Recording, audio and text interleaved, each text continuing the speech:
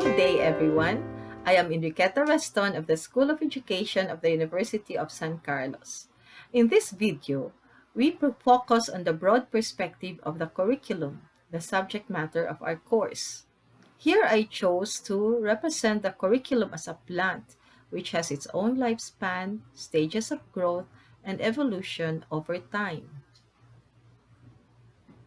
Let me start with the story of the blind man and the elephant. You may be familiar with this story about six men born blind in a village in India. One version of this legend say that one day the villagers arranged for the curious man to visit the palace of the Raja to learn the truth about elephants. This figure here shows the blind man at the Raja's palace courtyard where there stood an elephant. Each of the blind men reached out and touched a side of the huge animal and made a declaration of what the elephant is like. As you see in this photo, each man has a different perception of the elephant. They insisted on their own idea and each think they were all right. Their argument continued and their shouts grew louder and louder. Finally, the Raja was awakened from his nap by the noisy argument. "How can each of you be so certain you are right?" asked the ruler. "The elephant is a very huge animal," said the Raja kindly. "Each man touched only one part. Perhaps if you put the parts together, you will see the truth." Now, what does this story teach us about our perceptions of the curriculum? Just like the six blind men, don't we tend to claim absolute truth based on our subjective limited experience of an idea such as the curriculum? Here you see four perspectives in defining the curriculum. The commonly held perspectives of the curriculum are the first two, that is, curriculum as subject matter and as a plan. But we also see that curriculum is a process or experience and an outcome.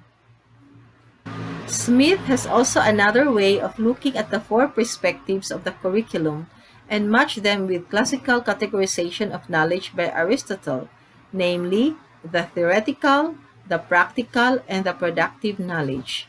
Here, the popular view is that curriculum is a plan for learning, such as the syllabus, which specifies the body of knowledge content to be taught, and this comprises theoretical knowledge. Curriculum viewed as a process is classified as practical knowledge, while curriculum as a product is productive knowledge. Further, there is an additional perspective of curriculum as praxis, which evolves from curriculum as a process. Curriculum as a process means that it is an active process characterized by informed, committed, and dynamic interaction of action and reflection among teachers and students. Further, the term curriculum may be used in various levels, from the nano level corresponding to the individual personalized curriculum all the way up to the supra level when we talk about the curriculum at the international comparative level. So when we talk about curriculum at the level of our courses and classes, that is the micro level. The national curriculum is the macro level. Here you see the different typologies of curriculum representations, namely the intended, the implemented, and the attained curriculum. The intended curriculum may take various forms such as the documents issued by the Department of Education or the Commission of Higher Education, specifying the ideal curriculum guide at the macro level, the program prospectus at the institutional or meso level, and the course syllabus at the micro level. On the other hand, the implemented curriculum is what is perceived, interpreted, and enacted by teachers in the actual teaching and learning process. It is also called curriculum in action. Finally, the attained curriculum is what is experienced and learned by the students as a result of curriculum implementation, that is, the teaching learning process. The success of curriculum reform is usually evaluated in terms of what students learn, the students' learning outcomes. And here you see the big role of the teacher as the implementer of the curriculum in ensuring that what is intended is attained. Indeed, curriculum is one big word with multiple perspectives and evolving meanings over time. It may be interesting to note that the word curriculum has an ancient origin from the Latin word currere, which means a course or track to be followed, as in the context of racing chariots in ancient Greece. In the 20th century, Ralph Tyler laid down the foundations of curriculum as a formal field of study which focused on what is prescribed to teachers and students in schools, and he is recognized as the father of the curriculum. Over time, in 1970s, Tyler's ideas were challenged by the reconceptualization movement, which expanded understanding of the curriculum from different voices as rather descriptive than prescriptive. Finally, in this 20th century, the post-reconceptualization movement adheres on the idea of curriculum as cosmopolitan in orientation as it moves from the self to others and to the world in diverse contexts and multiplicity of practices amidst a vast sea of evolving knowledge. And now the big question is, what knowledge is most worth of?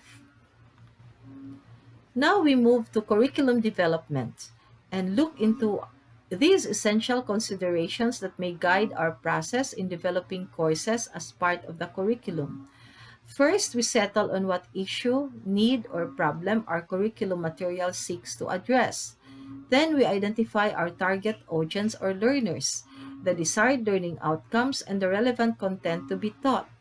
Then we decide on our methods comprising our teaching, learning, and assessment strategies and activities for students to be able to demonstrate the desired learning outcomes. And finally, we evaluate the curriculum on what works.